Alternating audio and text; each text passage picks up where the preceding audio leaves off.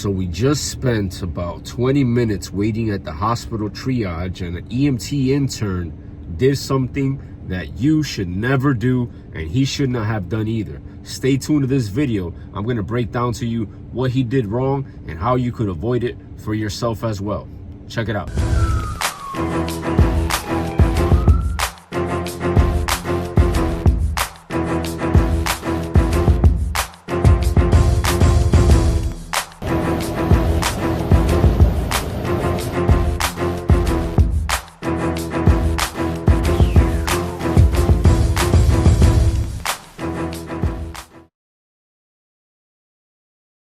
So just for some context, we're waiting at this regional trauma center for triage. We had a patient who had a kidney stone. The patient in front of us, which was the patient he was with, looked like he had some kind of new onset AMS from what I heard. And what I saw was a paramedic teaching a new paramedic things on how to fill out the paperwork properly. And there was an EMT intern on riding as a third wheel on this ambulance, standing at the feet of the stretcher, putting his gloved hands on his waist, not being a part of the conversation, wasting the opportunity to learn how to save a life. He wasted the opportunity to learn how to recognize a threat and treat it accordingly. The whole time we were waiting in triage, I was unfortunately distracted by this person who was not taking advantage of the opportunity to learn. Most likely he was not being paid to stand in the ER with this patient. Most likely he's paying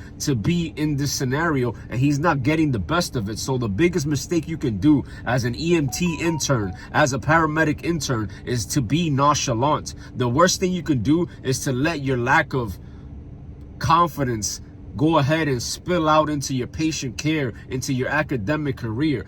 The number one mistake you can make while going to EMT school, while doing rotations, is not taking advantage of it. It's standing around waiting for someone to teach you. Yes, these paramedics should have taken the initiative and started teaching this EMT student, but at the end of the day, your health is your responsibility. Your education is your responsibility. And I dare to say that the reason why he had lack of confidence and didn't intervene in the conversation and didn't take advantage of the learning opportunity is because he was overweight. He had low confidence. You could tell in the way he carried himself that he didn't feel good about himself.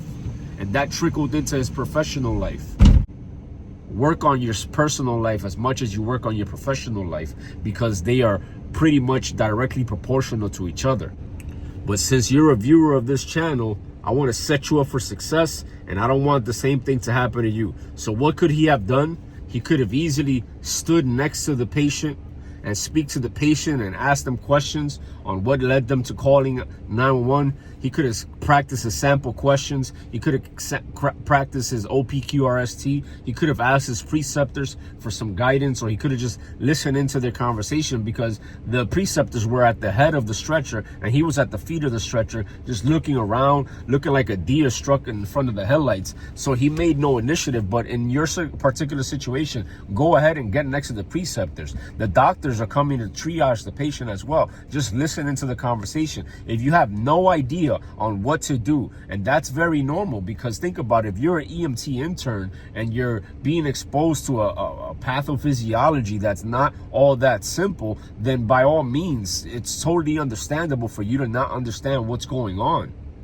But as well, make more of an effort. There's no way that you're gonna remedy your wrongs if you're just not doing anything to make it right. You got to make sure that you put in your part, because a closed mouth don't get fed. Get close to the fire so you can feel the warmth. Get close to the information so you can retain at least 1% of it. So get close and start the conversations by asking questions, asking prudent questions, because the only question that's dumb is the one that is not asked. The only question that's dumb is the one that you keep to yourself. And if you, for some strange reason, get some kind of rebuttal from your EMT preceptor, from your paramedic preceptor telling you, or for some strange, like, bro, they're not going to tell you you're asking a stupid question. They're just not going to tell you that, because we were all students at one point. And if they do, for some strange reason, And it's a huge outlier circumstance. If they do tell you that you're asking a stupid question, then that says more about the preceptor than it does about you, because they're not having enough emotional intelligence. And if anything, send them to me. Send them that. Matter of fact, I'll be your spokesperson. If you have a preceptor who tries to belittle you for asking a question or for trying to learn something, then tell them that I said that they should stop being a little bitch about it and start paying their blessings forward.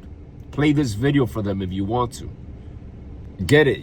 This kid, he was around nurses and doctors, and he's got a sick patient and he's participating with this. But at the end of the day, you cannot let fear consume you, because fear is analogous to worshiping the devil. Faith in yourself and confidence and feeling good about yourself is analogous to worshiping God. Don't let the enemy win.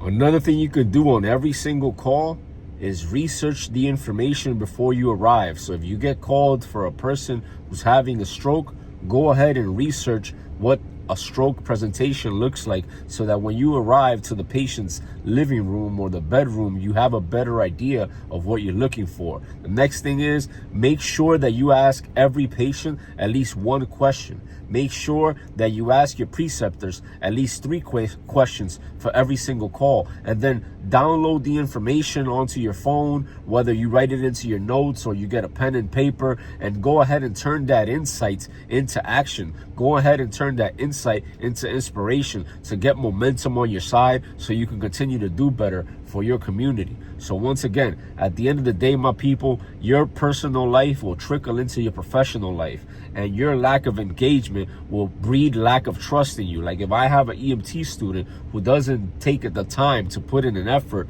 then I'm not going to take as much time to go ahead and put effort into that person either. Remember, a closed mouth don't get fed. And remember, a lot of people complain about their life, but they're not taking accountability for the part that they had to do with the acts or the reality that they have. So I hope that some way, somehow, this EMT student will be able to learn and fix his demeanor, because it's not aligned with success. And once again, the viewers of this channel, I know where you guys are at. I know what type of people you are, because if you're resonating with it, it's because you identify with it. So if you identify with being bigger and better than you were yesterday, not just for you, but for your family, for your community, and ultimately God, then I'm riding with you, and I'm here to help, and I'm here to pay my blessings forward. So if you have a question about this scenario or any other scenario, or if you identify with just being, with lack of confidence, I've been in your shoes and I can help you.